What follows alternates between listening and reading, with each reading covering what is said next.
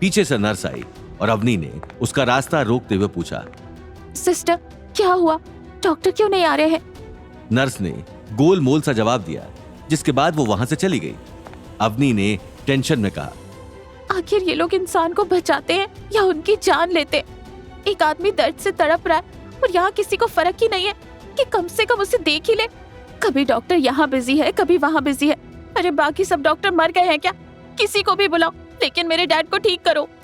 ऐसा कहकर अवनी रो रही थी। तभी गौतम उसके नजदीक गया और उसने अवनी का हाथ पकड़ते हुए कहा, तुम चिंता मत करो अवनी, मैं कुछ करता हूँ, मुझे बस थोड़ा वक्त दो। अवनी ने अपना हाथ गौतम के हाथों की गिरफ्त से छीन लिया और वो सीट पर बैठकर रोने लग गई। तभी रूपेश गौतम की तरफ गया। तुम क्या कर लोगे? तुम झाड़ू पोंछे में ही खुश रहो, ये सब काम ना मुझ पर छोड़ दो।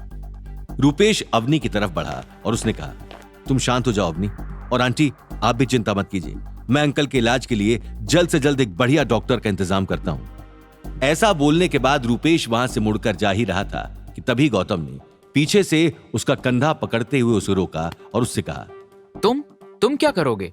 मैंने तुम्हें बताया था ना कि तुम्हारा भविष्य तो वैसे ही अंधेरे में है। रूपेश को गौतम की बातों से और गुस्सा आता है। वो गौतम से एटीट्यूड के साथ कहता है, बेटा मेरा भविष्य अंधेरे में हो ना हो, लेकिन तूने अगर और बकवास करी ना तो तुझे अंधेरे कुएं में जरूर फेंक दूंगा, और याद रख अगर मैं यहां ना हुआ ना तो अंकल का इलाज नहीं होगा। ये बात सुनते ही गीता का पारा हाई हो गया और उसने अपना पर्स घुमाकर गौतम के मुंह पर मारा, जिसकी वजह से उसकी आंख में चोट लग गई। गीता ने गौतम का कॉलर पकड़ते हुए कहा, एकदम चुप हो जाओ, मैं तुम्हारे मुंह से एक लफ्ज नहीं सुनना चाहती। अवनी भी रूपेश की बातों से डर जाती है और गौतम से चुप रहने के लिए कहती है। गौतम को अवनी की बातें बहुत चुभती हैं, लेकिन वो अवनी के आंसुओं के चलते कुछ नहीं कहता। इसके बाद गीता रूपेश की तरफ मुड़ी और उसके सामने हाथ जोड़ते हुए कहा, बेटा अगर तुम यहाँ से चले गए तो मेरे पति को कौन बचाएगा? प्लीज तुम यहाँ से मत जाओ।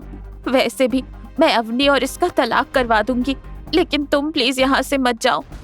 रूपेश ने गीता के दोनों हाथ पकड़ते हुए कहा, आंटी वो सब तो ठीक है, लेकिन आप देखिए ना ये कब से मेरे साथ बदतमीजी कर रहा है। गीता ने रूपेश को पानी का गिलास पकड़ाते हुए कहा, तुम चिंता मत करो बेटा, ये आदमी अभी तुमसे माफी मांगेगा। गीता गौतम को कॉलर से पकड़कर रूपेश के सामने ले आई और कहा, फौरन इससे माफी मांगो। जो भी तुमने बदतमीजी करी है उसके लिए इसके सामने हाथ जोड़कर माफी मांगो, और मेरी बात कान खोलकर सुन लो। अगर तुमने इससे माफी नहीं मांगी तो जो तलाक तुम्हारा कल होने वाला है उससे मैं आज ही करवाऊंगी। और इससे मजाक मत समझना, मैं इस वक्त मजाक के मूड में बिल्कुल भी नहीं हूँ। सौरभ भी इस लड़ाई का मजा उठाने के लिए बीच में घुसा और उसने कहा, बिल्कुल माफी मांगेगा। अरे ऐसे कैसे नहीं मांगेगा? अगर तुमने माफी नहीं मांगी ना तो मैं अपने बॉडीगार्ड को बुलवाऊंगा। याद है ना जब मैं अपने बेटे को बॉडीगार्ड से इतनी बेरहमी से पिटवा सकता हूँ, तो फिर तो तुम चीज ही क्या हो। फौरन रूपेश से माफी मांगो। एक तो तुम्हारी कुछ करने की हैसियत है नहीं और ऊपर से तुम हर किसी से पंगा लेते फिरते हो। गौतम सबकी बात सुन रहा था, लेकिन उसका ध्यान केवल अवनी के चेहरे पर टिका हुआ था, जो बुत बनकर वहां बैठी हुई थी और कोई भी रिएक्शन नहीं दे रही थी। अवनी की खामोशी गौतम के कानों में जोर से शोर मचा रही थी। गौतम ने गीता और सौरभ को समझाने के लिए बोलना शुरू किया, आप लोग मेरी बात तो सुनिए, मैं सच कह रहा हूँ। ये सब मैंने इसका मजाक उड़ाने के लिए नहीं कहा।